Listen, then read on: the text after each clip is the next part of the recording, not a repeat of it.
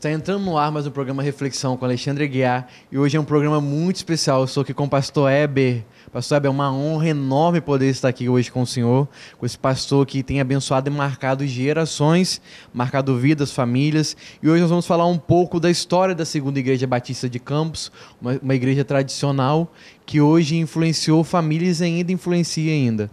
Pastor Heber, é uma honra muito grande poder estar aqui. Eu queria que o senhor falasse um pouco, o senhor que é pastor, né? Que é ministro, o senhor já foi deputado estadual, né? Federal, deputado federal. Pastor Heber, conta um pouco para nós um pouco da história da Igreja Batista. Pois não. A Segunda Igreja Batista de Campos completou esse ano 80 anos de vida e história e ministério, né? Foi no dia 1º de junho de 1937 que o saudoso pastor João Barreto da Silva, sua esposa, Dona Florentina, eles eram diretores do Colégio Batista, organizaram a Segunda Igreja Batista de Campos com 37 membros, né? E começou ali a história da igreja, a propagação do Evangelho. Ele era um homem muito dinâmico, ele era um homem muito visionário e dizem que era também um homem muito bondoso, né? Eu não o conheci pessoalmente, meu pai o conheceu das convenções estaduais, mas a nossa igreja, ao longo deste tempo, já organizou 23 outras igrejas em Campos. Hoje nós estamos organizando uma igreja na cidade de Senhora dos Remédios, em Minas Gerais, mas essas 23 igrejas organizadas em Campos, quase que a metade delas foi organizada no tempo do pastor João Barreto. São 23 filhas e 32 netas. Então é uma obra muito grande, muito relevante para a cidade, porque envolve muita gente, milhares de pessoas, a obra da Segunda Igreja, que foi iniciada pelo nosso saudoso pioneiro João Barreto há 80 anos atrás. Hoje, a igreja mantém missionários no interior do Brasil, na Casa de Detenção em São Paulo e no exterior.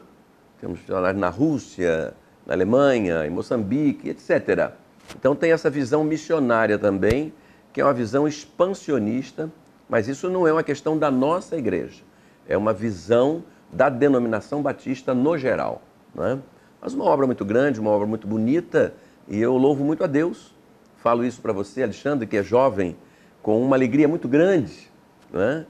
E de dizer que estou para completar agora, na virada do ano, 28 anos de ministério aqui na Segunda Igreja Batista de Campos e em Campos, na cidade de Campos. É uma honra para mim, não só estar falando no seu programa, falando para a sua audiência, mas para o meu coração é de fato muito honroso ser pastor há 28 anos de uma igreja histórica como esta e com serviços e prestação de serviços e participações relevantes demais na sociedade. Ele foi, né, o João Batista, um revolucionário na sua época, né? Ele marcou gerações e o senhor marcou sua geração sem dúvidas, né? Sancionou a lei que hoje está aí, que é o Dia da Bíblia.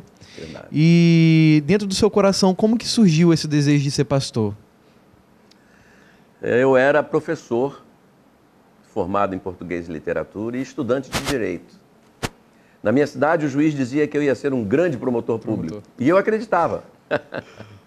Só que no terceiro ano do curso de Direito, no mês de setembro, terminando o terceiro ano, Deus me chamou de uma forma contundente para o ministério pastoral. Eu já havia recebido essa chamada em janeiro de 81. E nós estávamos em setembro de 82, quando me ocorreu esse impacto da parte de Deus. E eu tive que deixar a faculdade de Direito e fui para o seminário, porque eu cantava num conjunto evangélico, num quarteto evangélico, cujo líder era o maestro aqui de Campos, Valdenir Carvalho, muito amigo, criado junto com a Noeli Maciel, um grande músico da cidade. E Valdenir estava no Rio com esse quarteto e me convidou para cantar. E gravamos muitos hinos, e eu era o pregador do quarteto. O quarteto cantou de Porto Alegre a Manaus. E eu cantava no segundo tenor e pregava. E aí fui parar no seminário, tranquei a matrícula na faculdade de Direito, mas pensei que eu estava indo para o seminário apenas para me aperfeiçoar na pregação e continuar cantando no quarteto e pregando itinerantemente até envelhecer. Eu não sabia que o plano de Deus era me trazer para um ministério pastoral local. Mas, no terceiro ano do seminário, veio o convite para pastorear. Eu fui para Realengo. De Realengo voltei para a Baixada, para a minha cidade, Caxias, da minha igreja, Igreja Batista Memorial. Mas, no final de 88, veio o convite de Campos. E em 1º de janeiro de 89 eu vim para Campos, pensando que fosse ficar 3 ou 5 anos, né? Estou aqui há 28 anos, meus filhos cresceram aqui, casaram-se aqui, meus netos são campistas. Então, a cidade me recebeu de uma forma muito carinhosa. A igreja é uma coisa preciosa. A segunda igreja de Campos é uma igreja muito especial, muito alegre, muito amiga, muito carinhosa, muito determinada a cumprir a missão, não é? De divulgar, propagar os valores do reino de Deus. Eu sou muito feliz. Em 98 eu fui eleito deputado federal e o parlamento é lugar de fazer leis, né? Discutir leis e avaliar se os outros poderes da nação estão cumprindo as leis, mas basicamente fazer leis. O parlamentar é um legislador. E como legislador eu fiz a lei da Bíblia, que alguns irmãos antigos, deputado Daso Coimbra, deputado Daniel Silva, falou muito comigo quando eu fui eleito. Weber, nunca conseguimos aprovar o projeto, lute por ele. Eu tinha vários projetos, mas o que foi aprovado, transformado em lei, foi a Lei 10.355, de minha autoria, o projeto, sancionada pelo presidente Fernando Henrique Cardoso. E eu tenho também uma honra muito grande em ser autor da lei, até porque o Dia da Bíblia já existia, mas existia extraoficialmente. Hoje, o Dia da Bíblia, que é o 2º domingo de dezembro, independente do dia, né, é a data é 2º domingo de dezembro. Qual o dia? O que seja naquele ano. Mas hoje faz parte do calendário da República. Essa é a diferença. Calendário da República Federativa do Brasil consta que, no 2º domingo de dezembro, o Brasil celebra a Bíblia, que é a palavra de Deus. E o fato dessa lei ser de minha autoria é, para mim também, outra vez, honra, alegria, tudo da parte de Deus para mim. Eu louvo muito a Deus pela minha família original, me ensinaram esse caminho, eu pude fazer isso com meus filhos estão fazendo isso com meus netos, e hoje a sociedade está carecendo tanto de Deus e de estar perto de Deus, de caminhar com Deus, na pessoa do Espírito Santo. Então eu me sinto um homem muito feliz por tudo isso que Deus tem feito de favor para mim, que não merecia nada, mas tenho ganho isso tudo. Sem dúvida, o senhor marcou a sua geração, né? Me lembro quando era ainda menino, subi aquela escadaria do Templo Histórico, né? Aqui do Templo Histórico, e vim com minha avó para os cultos de domingo de manhã, né? Olha, que lindo. Cantava louvores bem tradicionais, né? Que tocam a nossa alma, né? Tocam o nosso coração. E assim, na sua vida, todo mundo passa por aquele momento que a gente é assim, será que vai dar certo? Será que nós vamos conseguir? Quando o senhor recebeu esse chamado da parte de Deus, já aconteceu o momento de pensar em desistir? E hoje, na idade que o senhor está, chegar onde o senhor chegou, o senhor olha para tudo e fala assim, consegui chegar. Consegui concluir a minha carreira, consegui guardar minha fé e estou caminhando para poder conquistar ainda mais coisas, poder colocar a sua cabeça no travesseiro e falar assim, nossa, grandes coisas fez o Senhor, né? E hoje nesse ano completou 80 anos, né? A igreja completou aqui. E o senhor, como que é o seu coração, a sua vida, assim, de gratidão para a parte de Deus? Eu nunca tive a necessidade e a demanda ou os perigos desafiadores da desistência. Eu posterguei atender a chamada, isso sim. Porque eu era professor, o professor trabalha muito e eu gostava muito da minha profissão. Já tinha 2 filhos pequenos, né? E a minha chamada foi em janeiro de 81. E eu só fui para o seminário em março de 83. Quer dizer, esses 2 anos eu fiquei fugindo. Né? Eu queria mesmo terminar o curso de Direito, ser o tal promotor que o juiz da minha cidade dizia, né? Então eu não tive, depois de ordenado, fui ordenado no dia 24 de abril de 86, fui auxiliar o pastor Isaac em Realengo, pastorei a minha igreja em Caxias 2 anos, a Memorial, estou aqui há 28, eu nunca tive dúvida nem dificuldade no processo de caminhada, de cumprimento da missão, mas eu fiquei 2 anos postergando ir para o seminário, né? Achando que não era, achando que eu não merecia. e achando que eu tinha que ser advogado e trabalhar mais, para sustentar meus filhos, enfim. Mas depois de consagrado, depois de ordenado, eu nunca tive essa questão. E atribuo isso também à beleza da igreja. A igreja é um fenômeno de Deus, né? É difícil entender o movimento da igreja, esse mistério, como que ela é tão forte, como ela é tão pressionada e como ela supera a história. 2000 anos de história tem a Igreja de Cristo. Então, o fato de viver com o povo, andar com o povo e aconselhar pessoas, ouvir pessoas, interceder por pessoas e pregar o Evangelho, pregar a palavra que me fascina, eu acho que isso tudo me deu capacidade de nunca pensar em desistir. Mas tudo isso é graça de Deus, eu não tenho dúvida, todo mérito, toda honra, toda glória é para Deus, né? E agora, já com 68 anos por fazer, falta um mês, né, para fazer 68 anos, há tanto tempo na igreja, e pregador do Evangelho há 37, eu acho que eu vou pregar até o fim, né? Mas não sei se vou pastorear até o fim também, porque é muito difícil. E a segunda igreja não é um barco, a segunda igreja é um Titanic, é enorme, né? Mas eu tenho consciência de que pelo menos pregar o Evangelho eu vou pregar até o fim. O que eu pedi a Deus foi que pudesse acontecer na minha vida o que aconteceu na vida do apóstolo Paulo, quando ele diz para Timóteo, seu filho na fé: combati o bom combate, acabei a carreira e guardei a fé. Eu sei que o combate que eu combati foi intenso, né? Que eu tenho combatido, ele é muito intenso, o desafio é muito grande, os valores estão tremendamente invertidos e a igreja não pode mudar os seus valores. A Bíblia é imutável. A igreja muda a sua forma, sua expressão, até sua liturgia adequada e etc. E tem que adequar-se. O seu relacionamento, a sua comunhão, relacionamento com a sociedade, relacionamento com os poderes. A igreja tem que se adequar, não é? E a nossa igreja se adequou, graças a Deus. Mas os valores e os princípios são imutáveis, não é? Então, é um desafio muito grande. Entender como que a igreja suplanta os capítulos da história só pode ter a seguinte definição: ela é de fato uma instituição de Deus na terra, não é? E fazer parte dela é uma honra para mim, ser líder dela é uma honra para mim. Minha denominação é muito grande. Eu fui presidente, por exemplo, da Ordem dos Pastores Batistas do Estado do Rio de Janeiro por 6 anos, 3 mandatos de 2 anos. São 3.500 pastores, 3.500 colegas. Daí eu fui ser presidente da Ordem dos Pastores Batistas do Brasil. São 13.200 pastores, por 4 anos, 2 mandatos. Então, como é que eu seria isso, se não fosse esse mistério de Deus em levantar liderança?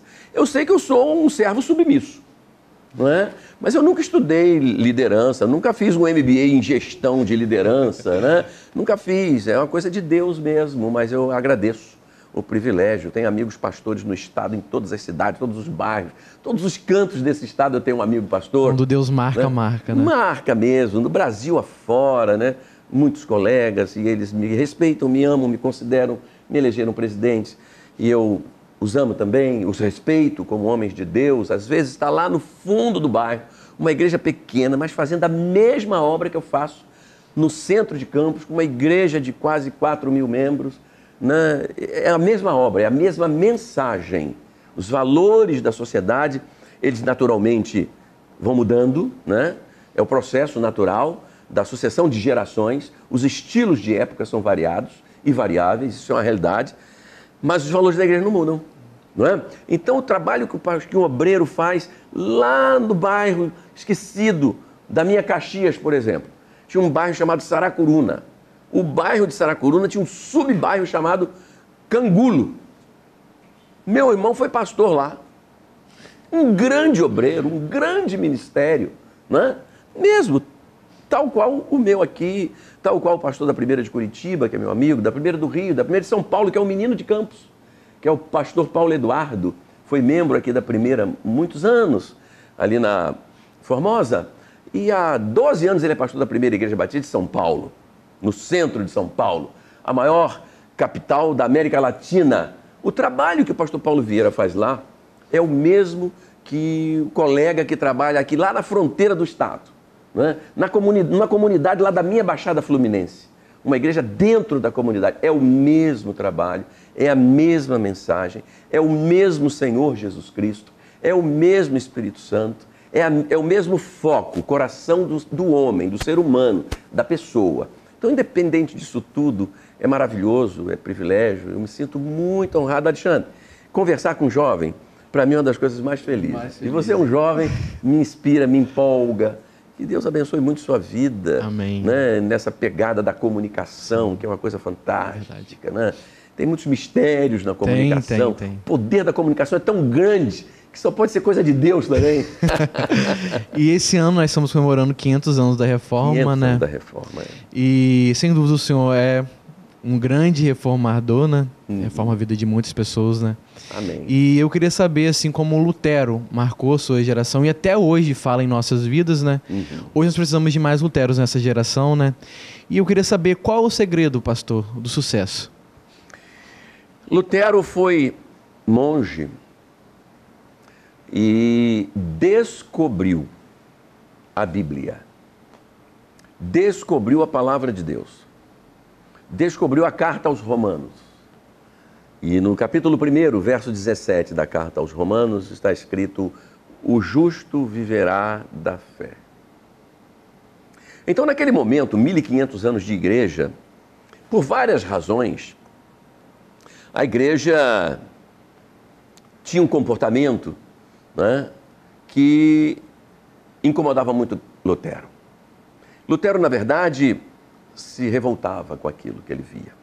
O cristianismo não pode negligenciar a figura do Lutero. E os demais reformadores também, como Calvino, como Zwinglio. Mas Lutero, especialmente, pelo seu arrojo, pelo seu dinamismo, pela sua coragem de confrontar. Né? Sofreu muito, eu imagino que tenha sofrido demais. Sua esposa foi a sua médica, a sua enfermeira, a sua conselheira, a sua psicóloga, o seu ombro, o seu travesseiro, além de ser a sua esposa, né? A sua mulher.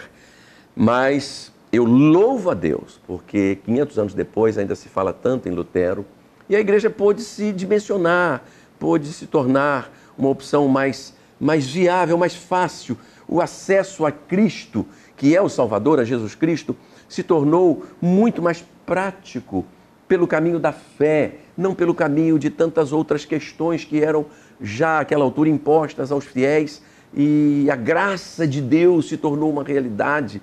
E o que nós merecíamos para termos salvação? Nada, todos pecadores. Isaías diz: cada um de nós se desviava pelo seu caminho, né? Então a graça de Deus, Lutero a descobriu nas páginas do Novo Testamento, e a fé, não é? E isso, graça de Deus, favor de Deus, favor imerecido de Deus, favor por causa do imenso amor de Deus, unindo-se com a fé da pessoa, registra essa alegria de viver neste mundo com as misericórdias de Deus, com a expectativa em Deus, né? E Lutero foi tremendamente responsável, né? Que precisávamos hoje ter muitos Luteros, de fato, né? Como você disse. Pastor, é uma honra enorme te receber no meu programa. Eu estou até emocionado aqui, né? Porque é muito conhecimento para uma pessoa só. Parabéns. A gente fica viajando, a mente vai longe, né, no conhecimento, né? Porque o conhecimento transforma a vida de uma pessoa, né? Sem dúvida. E ele, na época dele, transformou através do conhecimento, né? Sem dúvida, isto, não há dúvida. E eu quero agradecer demais ao Senhor. O Senhor, deixa um recado, pessoal, que está em casa. Com alegria. Sua emoção em mim é traduzida como honra e alegria. E o prazer de estar dialogando, compartilhando com um comunicador jovem. Eu acredito muito na sua geração. Tenho uma expectativa enorme na sua geração. Que Deus te abençoe, te faça prosperar. O sucesso vem de Deus. Se o sucesso não tiver a marca de Deus, ele é um sucesso ilusório, ele é um sucesso fugaz, que pode até ser traidor. Mas quando o sucesso de uma pessoa, e você já tem sucesso, porque você é um comunicador jovem, e como é jovem pode adquirir muito conhecimento, muita prática, muita experiência, muita rodagem, muita vivência, você vai muito longe, e o seu campo, o seu mercado, o seu universo profissional é fantástico, essa coisa linda da comunicação, você vai fazer muito sucesso. Agora, qualquer sucesso para se consolidar ele precisa estar fundamentado em Deus, e em Jesus Cristo, que é rocha eterna, né? Alicerce sólido. Eu deixaria para a comunidade campista e regional o desejo, né, de muita alegria espiritual, muita paz, saúde. O momento é muito desafiador para a nossa nação, mas vamos amar o nosso Brasil, vamos orar pelo Brasil, independente de qual seja o segmento religioso. Fale com Deus sobre o nosso Brasil. O Brasil é um país muito rico, cuja nação empobreceu por muitas questões que não nos são pertinentes agora. Mas o Brasil tem um potencial de recuperação enorme. Poucas nações têm o potencial do Brasil. As duas maiores, né, bacias hidrográficas do mundo estão no Brasil. Quando o petróleo do mundo vai sintomatizando acabar, descobre-se no Brasil o pré-sal. O Brasil é riquíssimo, minério ainda existe, aos enormes jazidas. Então, o Brasil é bem viável, vamos pedir a Deus pelo Brasil, que Deus guarde você, a sua família, que Deus abençoe seus filhos, te abençoe na criação dos filhos, que Deus faça de você que é casado um casal feliz, um casal que se realiza, que Deus te dê a grande paz do Senhor Jesus Cristo e o poder consolador do Espírito Santo, empolgador, dinamizador do Espírito Santo na sua vida. Deus te abençoe. Pastor Heber. Ora, veja. Uma honra receber o senhor no meu programa. Alegria minha. Tem nem palavras para poder agradecer. Você é muito bacana. Amém. Você deixa a gente muito à vontade. Amém. Né? E isso é marca do bom profissional. Amém. Né? Seu técnico também. Né? Deus abençoe grandemente a vida de vocês. O programa Reflexão com Alexandre Aguiar fica aqui.